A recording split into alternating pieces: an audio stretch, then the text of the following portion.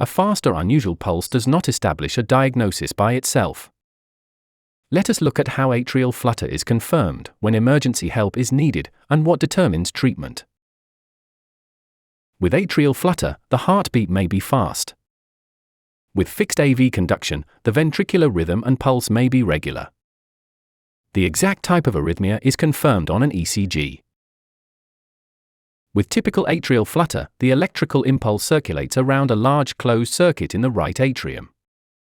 Atrial activity is usually between 250 and 350 beats per minute. When every second impulse reaches the ventricles, the ventricular rate is often around 150 beats per minute. Atrial flutter and atrial fibrillation are different arrhythmias. With fixed AV conduction, atrial flutter can produce a regular ventricular rhythm. With variable conduction, the rhythm can be irregular. Both arrhythmias can occur in the same person.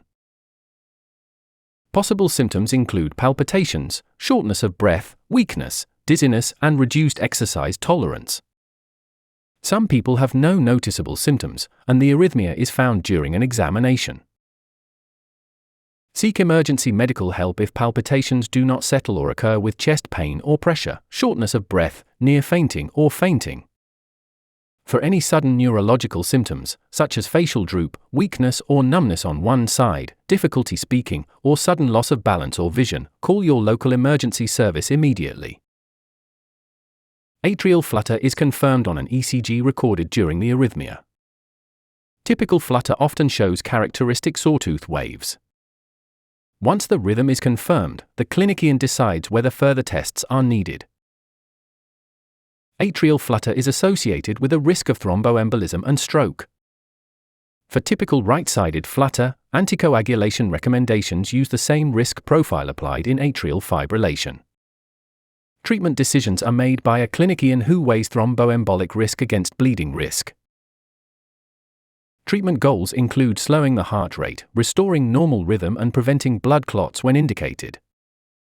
The best option depends on the clinical situation and is discussed with a clinician. Medicines may be used to control the heart rate. Rhythm can be restored with medication or electrical cardioversion. If atrial flutter causes hemodynamic instability, immediate electrical cardioversion is recommended. Before a planned procedure, the clinician assesses the duration of the arrhythmia and antithrombotic protection. For typical atrial flutter, catheter ablation can interrupt the electrical circuit. In the meta-analysis cited in the ACC, AHA, ACCP and HRS guideline, acute success was 92% after one procedure and 97% after multiple procedures. These figures are not a personal prediction. For typical right-sided flutter, anticoagulation is continued for at least 4 weeks after successful cardioversion or ablation restores sinus rhythm. This is a minimum period, not an instruction to stop treatment. Atypical flutter and longer-term treatment require individual cardiology assessment. Do not stop or change prescribed treatment on your own. Rhythm monitoring may still be needed after treatment because atrial flutter and atrial fibrillation can coexist. In one population study, atrial fibrillation was detected within 3 years in 40.4% of patients with flutter and no previously known atrial fibrillation. This was a specific cohort result, not a personal prediction. Atrial flutter may be associated with high blood pressure, heart disease, excessive alcohol use, and an overactive thyroid. The clinician assesses related conditions as part of the overall management plan. Atrial flutter cannot be identified reliably from symptoms alone. It requires a documented rhythm and clinical assessment. Call your local emergency service for emergency warning signs.